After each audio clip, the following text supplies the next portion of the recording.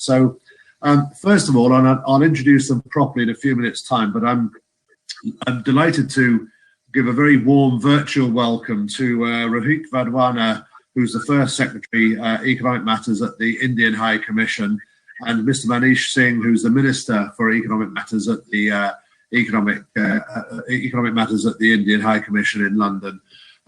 Rohit and I met when I was at the British Chambers of Commerce Chief Executives meeting in London last year, and I'm delighted to welcome you to Cornwall, and I hope that we can do that properly physically at some stage in the future. So just thought I'd give a roundup of the activity here in Cornwall for everybody's benefit, and then we'll come to Rohit and Manish for what the opportunity might be in a few minutes' time. So good morning, everybody. Hope everybody's primarily fit and well at the Cornwall Chamber of Commerce. As you've hopefully seen over the last few weeks, we're working very hard indeed to provide the sort of backup support, services, introductions, lobbying that you need from your business support agency at this difficult time. And I must just say on air, big thank you to Naomi, who's keeping the events going wonderfully. Mirren, who's doing a sterling job on membership communications. She's spoken to every single one of our 500 odd members over the last 3 weeks. So fantastic job there. Chloe, who's doing an excellent job on heading up the marketing team, and hope you've seen our profile over the last few weeks in terms of championing your causes. And John, keeping all things steered on the admin side and export documentation. And interestingly, from this morning's point of view and our discussion with the Indian High Commission, exports from Cornwall have gone, they went down for the first fortnight of the lockdown, and they've edged up. And actually the figures last week were quite impressive. So something to hang on to positively there. So first of all, just to give a plug for Naomi's forthcoming events. After this fantastic one that we're on now, at 11 o'clock this morning, there's one about looking after your employees' physical and mental well-being during lockdown. So that's at 11 o'clock this morning. We've got Mirren's virtual coffee for members to ask any questions or any suggestions to the Chamber of Commerce, which is 11 o'clock on Friday morning. And then next week, a couple more cracking events. We've got Ollie from the Smart Working Revolution giving us a talk about the future for smart leaders on Wednesday. And Tony Danker, who, if you haven't heard him speak, is absolutely fantastic. He's the Chief Executive of Be the Business, which is the government's productivity agency. And he's going to be talking about the path from crisis to recovery next Friday. So a couple of really good, interesting ones coming up, and I hope will inspire you and keep you all connected during these tough times as much as is possible. Of course, as I said with the meeting with Rohit that we enjoyed last December, and we hope to get him to Cornwall. For me, being sociable, these are the best way of keeping in touch, although I am looking forward to the sociability of our big breakfasts in the future. So welcome to our virtual breakfast, and thank you, Naomi, for organising this morning. A few local pieces of information for you before we get on to the opportunities in India.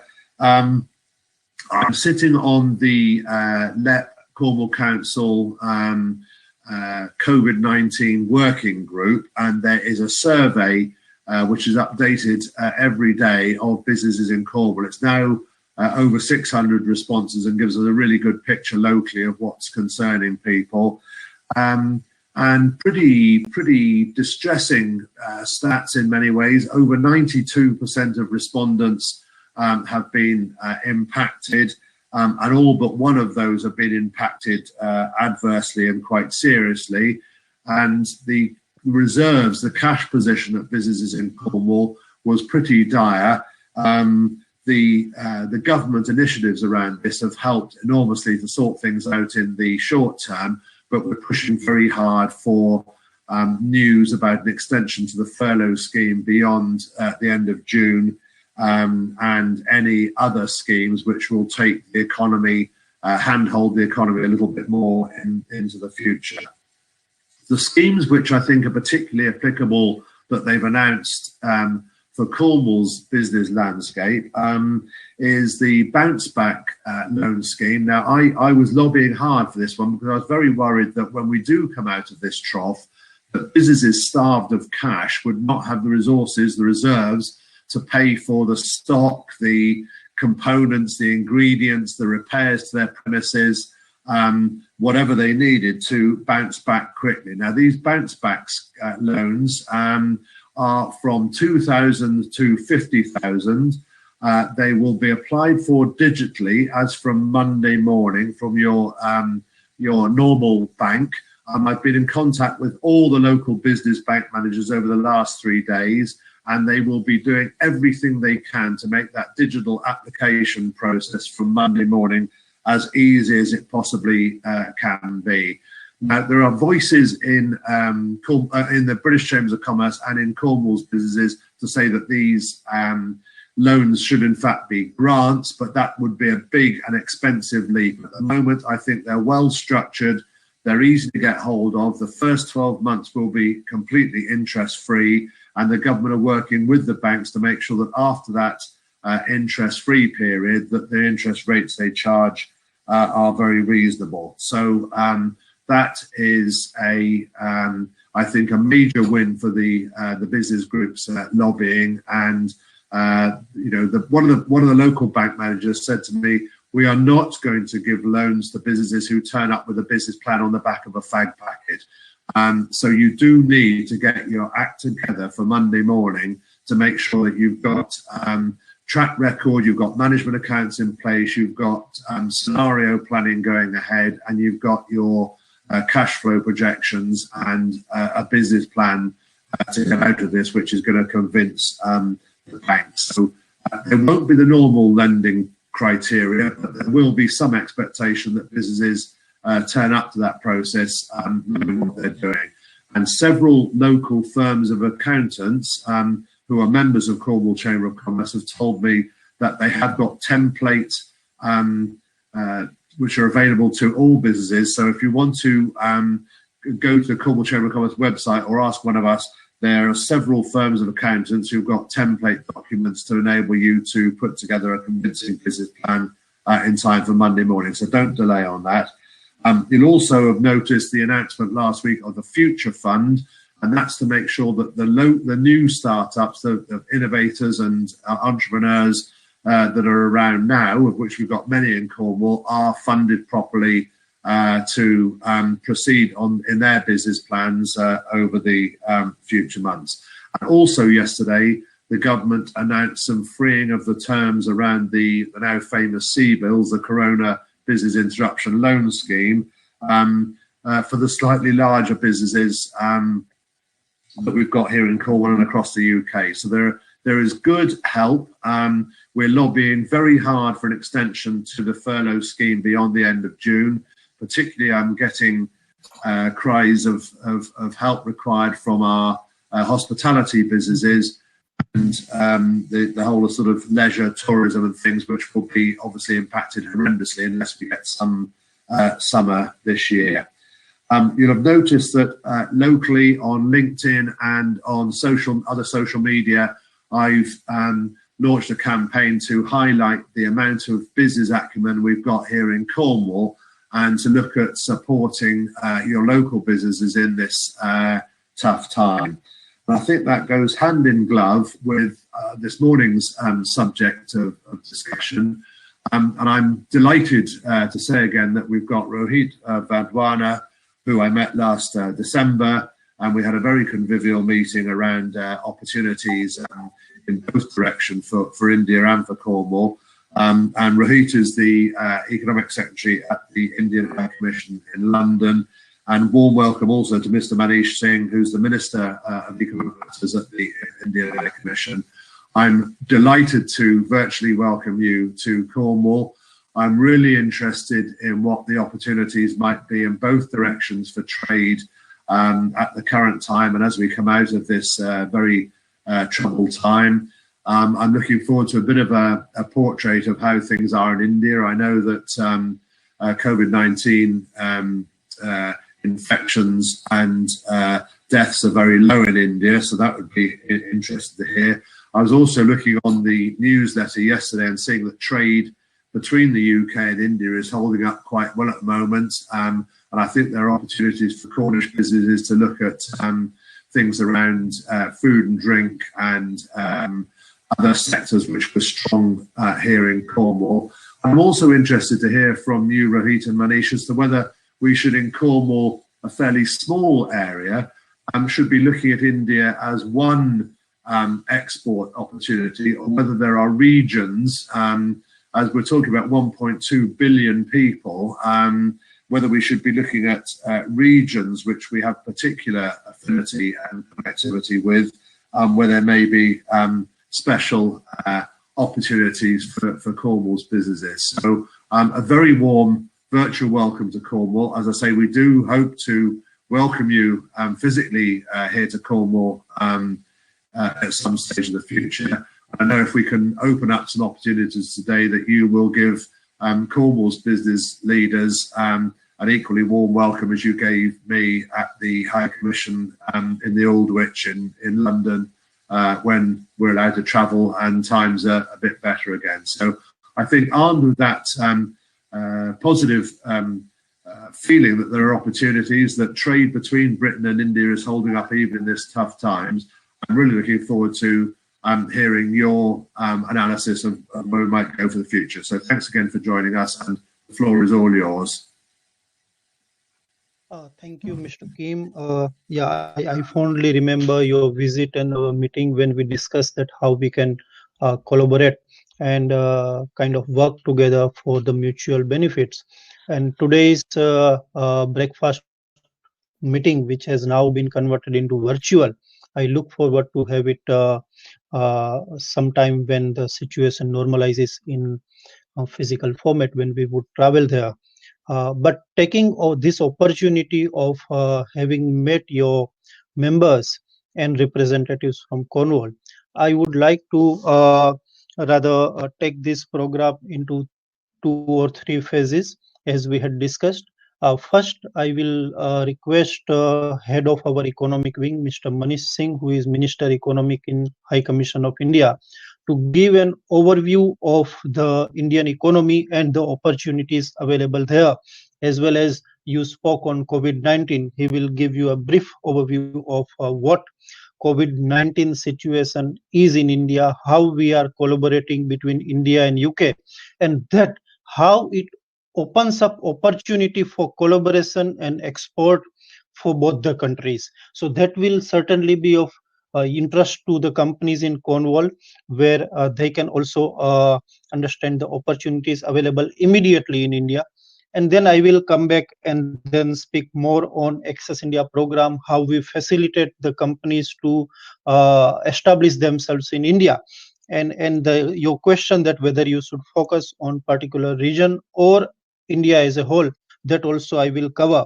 And then today in the noon, around 12 o'clock, we are doing one webinar that is on business immunity platform. I will introduce that also to your members. So I will request Mr. Manish Singh to please take the floor. Thank you, Rohit.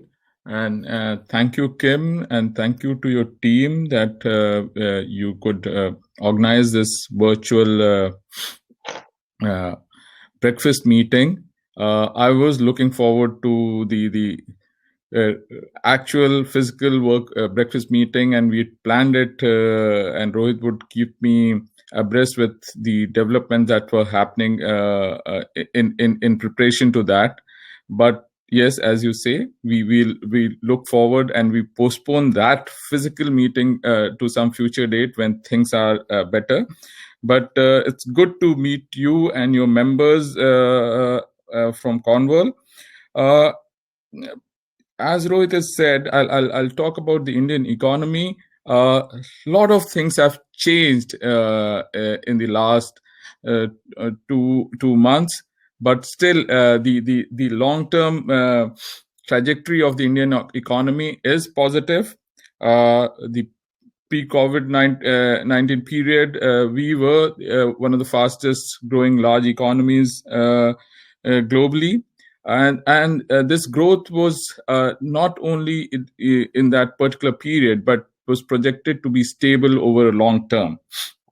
And this was on the back of very strong macroeconomic fundamentals in terms of fiscal deficit, in terms of our current account deficits, in terms of inflation, and all the other macroeconomic parameters that go into it.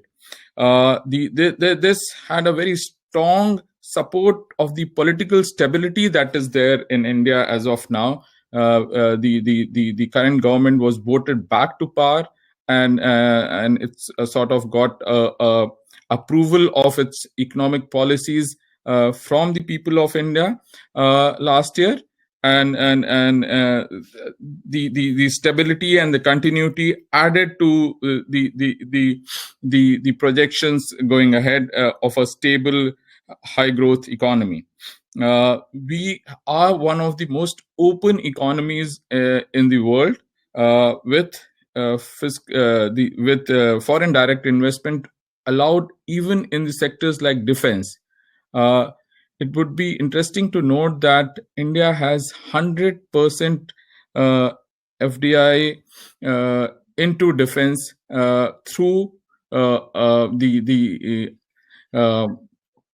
approval route, and there has been we constantly review this. There are different sectoral limits though, but we constantly review them and keep on opening up as we go ahead. India has been focusing very strongly on ease of doing business. The World Bank ranking, we've gone up, but we are in the mid 60s, but our aim is to get below 50, and that work is constantly on, and we are collaborating with UK businesses, UK institutions to improve that. The last couple of years, we are one of the main focus of our economy has been to build the manufacturing sector in India, and the Make in India program that was launched in 2014-15 has gone from strength to strength. Rohit will be talking about the sub part of that program, which is the Access India program, which we run from the High Commission, and which we like your members to access it, like to use it to set up businesses in India. On the COVID-19 situation in India, I'm happy.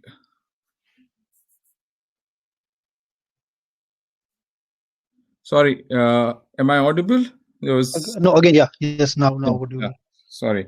So on the COVID-19 situation, there are around, as we speak, 30,000 odd positive cases. Sadly, there have been 1,000 deaths. But compared to the size of our country and compared to the figures that are coming from other jurisdictions, especially the Western economies, India seems to be managing reasonably well as of now. There are challenges, but we went into lockdown. We have been, because India is a big country, we have been following different methods of tracking and tracing and testing, and hopefully we should all get out of this situation and get into a normal working environment sooner than later.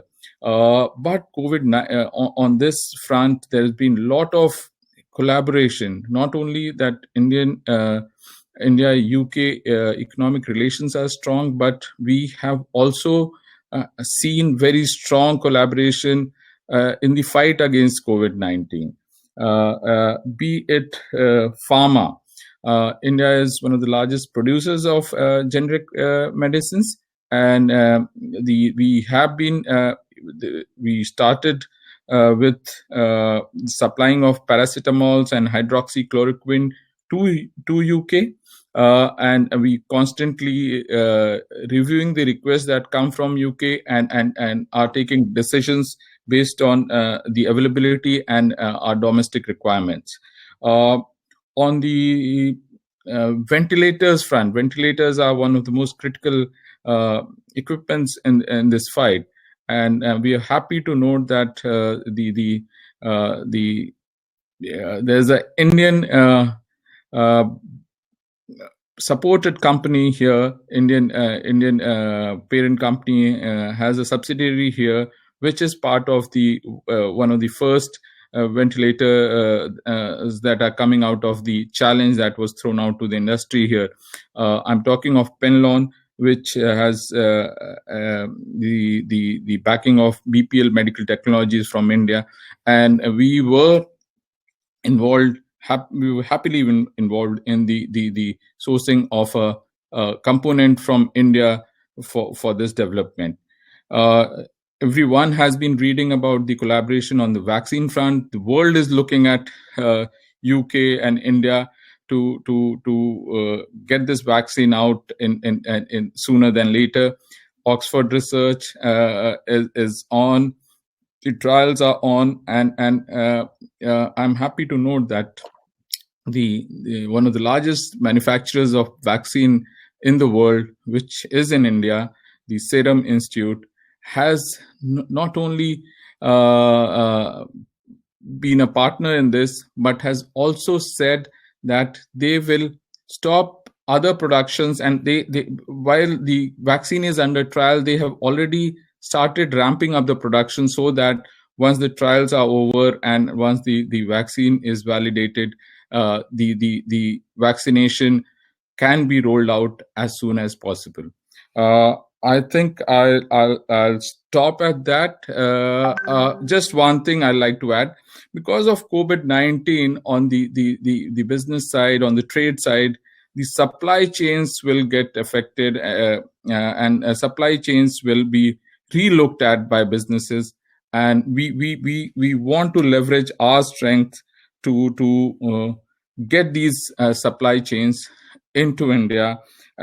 We like to leverage our macroeconomic stability, we like to leverage our political stability, and we like to leverage our transparency and democracy and rule of law to attract businesses into India. Thank you.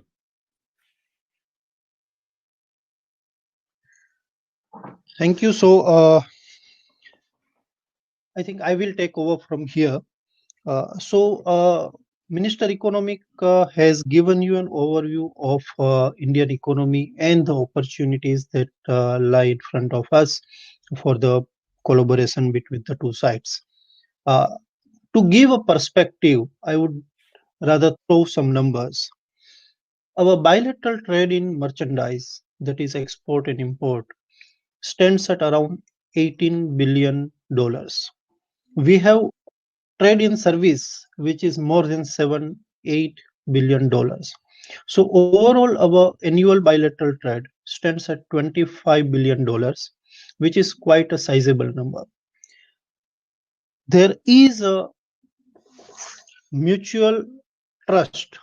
The factor comes from our historic ties, and that mutual trust has enabled both the sides to take up the connection in much stronger way. And I'll give you an example. UK is the largest G20 investor in India. If you see globally, UK is the 6th largest investor in India and amounts to around 7% of India's total inward FDI, which shows the trust factor. Similarly, we have more than 850 companies, Indian companies here, who are creating more than 105,000 jobs. Indian diaspora is 1.6 million in UK, and they have businesses which generate more than 38 billion pounds of turnover every year. So this strong and robust relationship provides us a good platform to rather launch the business from Cornwall to India and vice versa. So for that, how can we be helpful to you? Minister Economics spoke of Make in India program. We have eased our FDI norms, foreign direct investment norms. Most of the foreign direct investment is through automatic routes. And we facilitate, we handhold the companies who want to establish their manufacturing base in India, who want to do business with India. So we have in High Commission launched a program called Access India Program. We call it AIP. So this Access India program is a subsector of Make in India, and we facilitate small and medium scale industries, small and medium businesses, and handhold them through various guidance and directives and support system to establish their base and business in India. We will be happy if any SME from Cornwall is willing to join that business. We will support and facilitate them. We will carry it forward through Cornwall Chamber, and it will be very, very useful collaboration between the two sides. Immediately there are certain opportunities on the COVID-19 situation. We are in requirement of PPE and other equipments and accessories for medical and other requirements. If any of your company is manufacturing and exporting them, please get in touch with us. We would be happy to procure some of them based on our rules and regulations. So having said that, when we open up the question answer, we would like to hear from you which sectors do you have mainly represented in the Cornwall area, and based on that we will be able to guide them more. Just to say more about about facilitating the business and investment in India, we have set up an agency called Invest India. And Invest India facilitates and coordinates all the efforts for foreign businesses in India, which brings investment.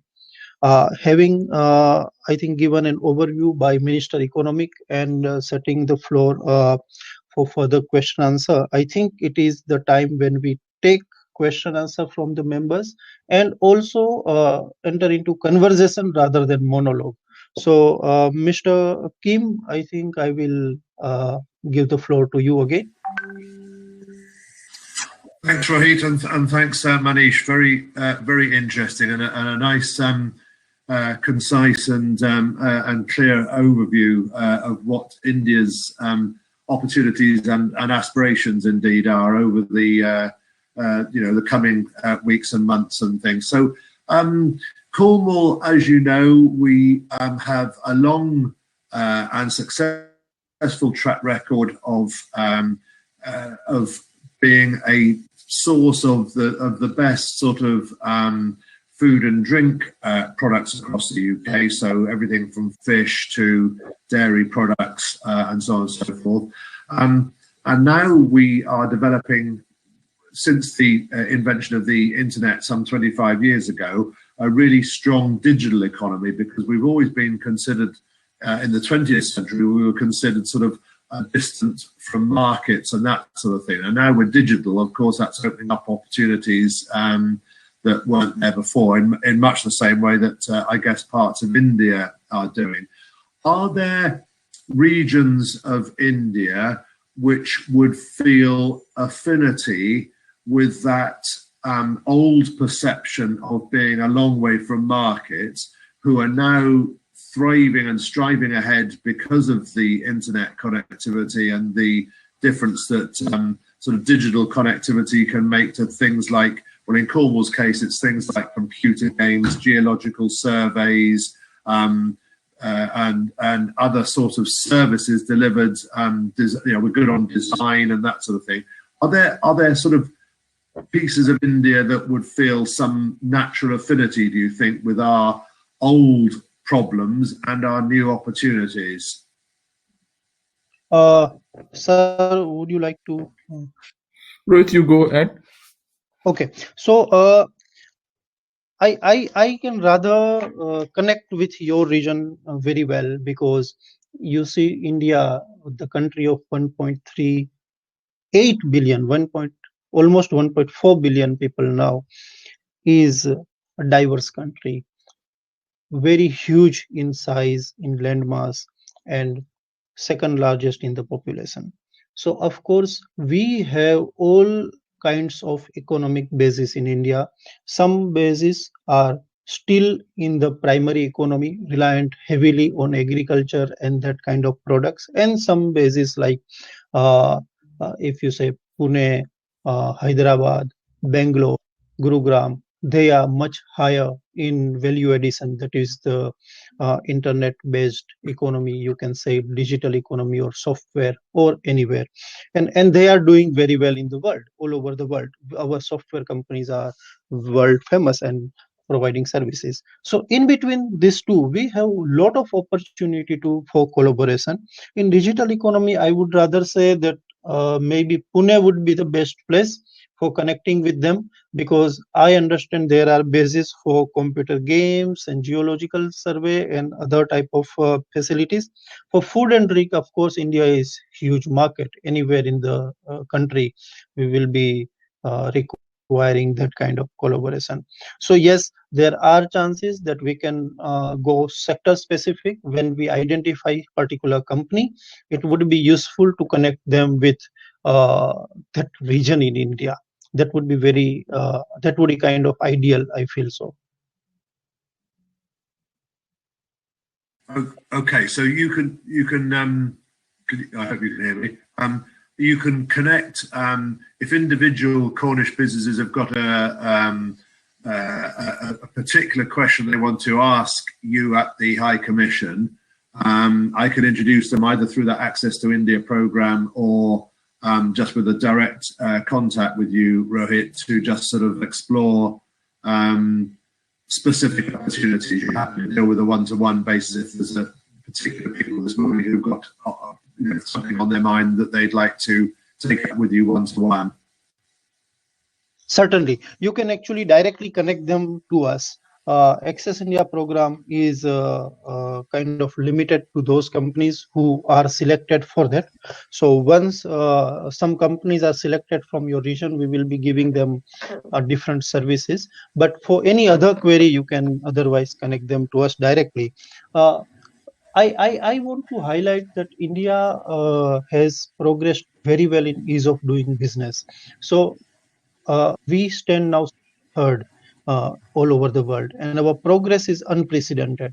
I don't think any major economy has grown that fast in easing its business environment. So that will certainly help. So your company should certainly look at Indian market for doing a business.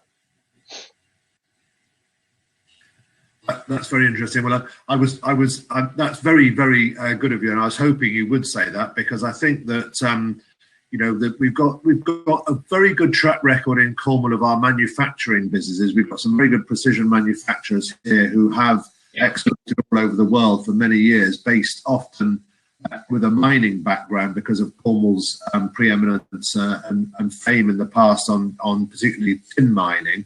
And so we have a lot of precision manufacturing businesses who grew out of the tin mining industry and have therefore been used for many decades, many hundreds of years in some cases, of exporting. But I think some of our newer industries are a bit more tentative about exports, and will need a bit more holding hands on that. So that's really great to hear that you can offer that sort of personal help for looking at regions of India with which might be particularly of interest. And whilst you're on the line, obviously looking at things from the other way around, Cornwall is an absolutely thriving market. I mean, it's quite a small market in the winter, but in normal years, we have 4.5 million visitors to Cornwall in the summer, increasingly from all over the world. And we would, our businesses here would love to welcome Indian visitors to Cornwall, not only in the summer months, but actually throughout the year. There's an awful lot of beauty, whether you're interested in culture, history, natural wildlife, and those sort of things. There's plenty of opportunities here. But there's also a market for the growing Indian sectors of obviously service industries, but also the products. We're big fans of with the sort of very much a gourmet culture here. So if there are any food and drink businesses from India which would be interested in exporting to Cornwall, I'm sure they'd meet a welcome audience here, and we'd be at the Chamber of Commerce. We'd be very happy to facilitate any trade missions that way round as well. So do keep us posted of opportunities you think Indian products might be of interest to the quite quirky, the quite interesting, quite different Cornish market, but therefore happy to look at new opportunities if they meet our sort of values, I suppose, around what we're looking for, which is forward-looking, creative, and innovative, and new and different. So, but very happy to be your office here in Cornwall to explore any Indian businesses which might be interested in looking at Cornwall as a market as well. I think I would rather give you some sectoral overview.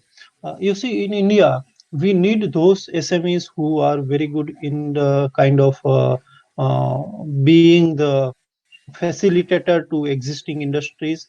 For example, we have oil and gas industry which are booming. So if any industry can facilitate them, so that kind of SMEs will be getting very good business there.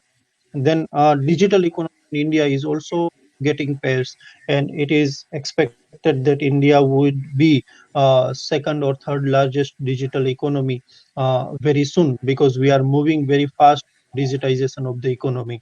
So your companies which are active in that sector will certainly have good possibilities of doing business with India. Chemicals and fertilizer sector is also important, because we are quite good in chemical industry, and it amounts to over $25 billion of export as well.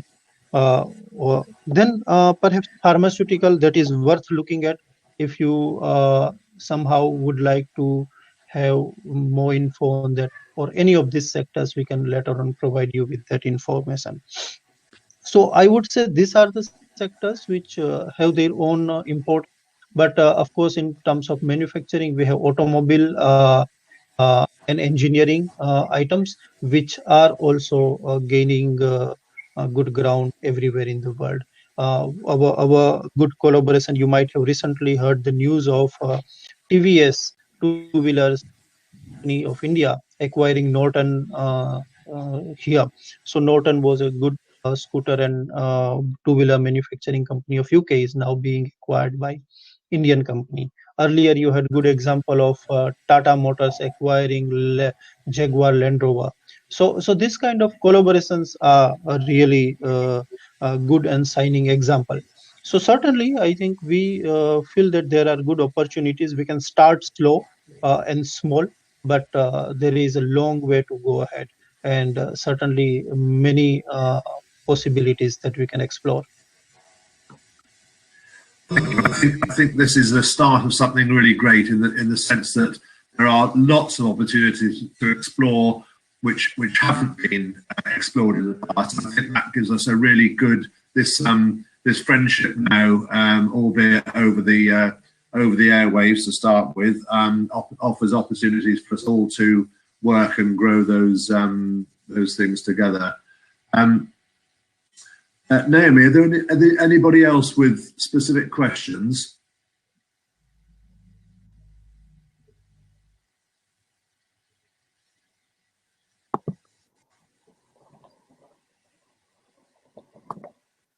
I'm not getting in my little box. I'll come in while Naomi responds. So anyone can actually turn their question now, or just comment in the chat. Missed that.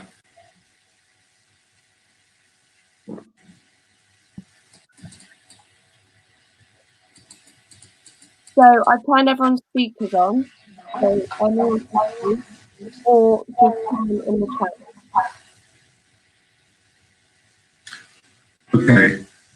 Well, we're coming up to 10:15. If anybody's got specific questions that they'd like to air in public with Rohit or Manish now, please do. Or, as I say, Cornwall Chamber of Commerce very happy to act as the conduit between Cornwall's business community and the Indian High Commission and onwards to India to explore opportunities far and wide by the sound of it. So I'm thrilled that this has been a positive starting point for us. So if there's no further questions, I'll wrap up. So Kim, can I come in? Yes. Yeah. So Kim, just taking on what the sectors that you elaborated and you pointed out, I'm very happy to note that food and drink is one of the strong areas of Cornwall, and I'd like to share that the bilateral trade mechanisms between India and UK is supported by something called JETCO, which is a Joint Economic Trade Committee, where the Minister for Commerce Industry from India and Secretary of State BIT headed. Food and drink has been identified as one of the sectors for focus by this committee, and a joint working group on trade is focusing on this. So yes, we can see potential for collaboration or potential for trade there. On the mining, precision manufacturing, precision engineering side, India is a huge mining country and a huge mining base. We could explore collaboration in that area. And I like to share something called a mentorship program of AIP, which is where the big companies big UK companies who have been able to establish base in India, like the Rolls-Royce, BAE Systems, JCB.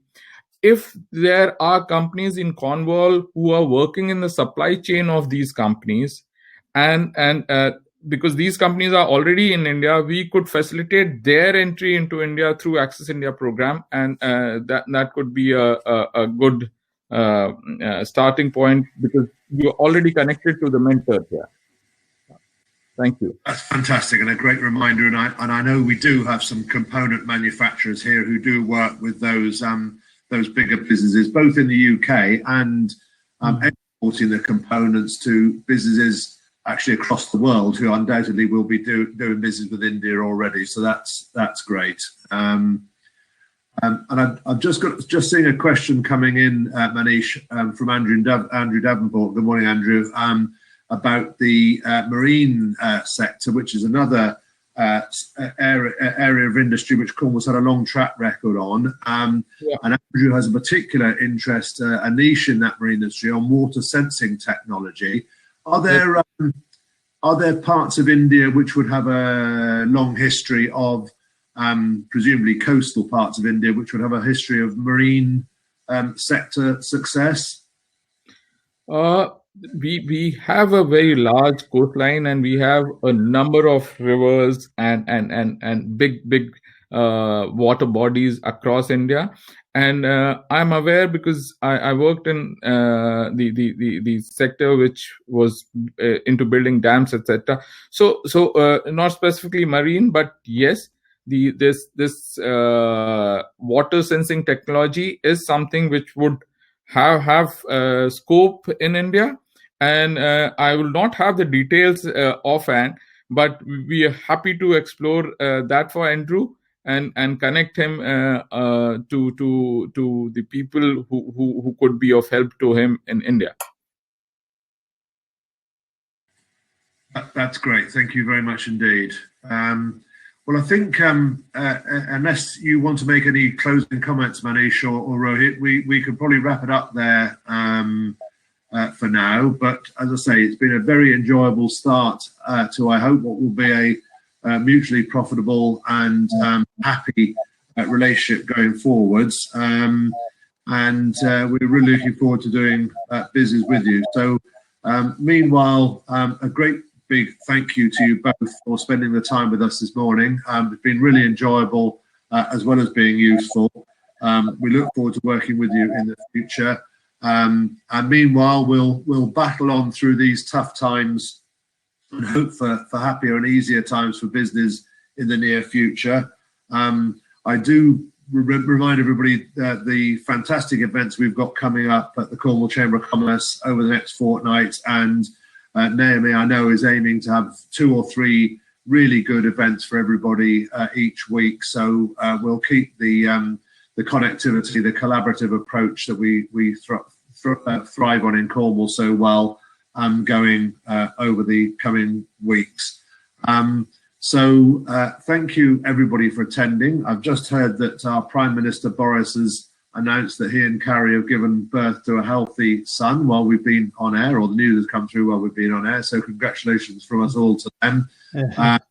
And we hope that he will be able to announce next week that the science and the health matters will enable the business community to start opening up for the summer. And I do hope that in the summer we can have a successful one here in Cornwall. And in the future, we look forward to welcoming Manish and Rohit here to Cornwall to sample some of our wonderful businesses here, some of the things we've been talking about this morning, and many others as well. So thank you again for your time.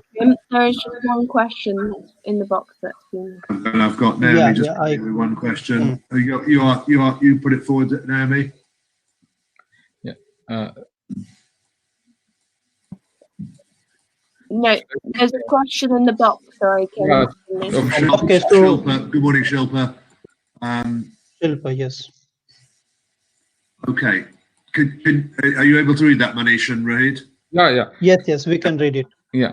So, Shilpa, I'm sorry to hear that the sector that you are in has been badly impacted, and as the stories across the globe, the hospitality sector is one of the worst affected sectors in these times. But we would be happy to explore this export that you want to do of Scottish biscuits and tartan goods to India. You can have the contact details from Kim and his team and connect with us separately, and we'll try and help you out. That's great. Thank you very much indeed. That's been very much symptomatic of your very helpful approach. So thank you again, both. I'm sure if we were all together in a room, there'd be a huge round of applause for your thoughtfulness and time you spent with us this morning, and for the opportunities which it may open up for us in the future. So thank you both. I look forward to coming and meeting you in London and welcoming you to Cornwall in the near future. And thanks to everybody else, and look forward to talking and seeing you all soon. Thank you. Thank you very much. Thank you, Kim, for organizing this event. I will also thank Jessica and Naomi on behalf of the High Commission, and would like to carry forward this engagement further. When the situation normalizes, we look forward to visit you there and have the meeting face to face. Meanwhile, if you visit anytime in London, once the situation normalizes, we would be happy to meet again. Thank you very much. Thank you again. Thank you.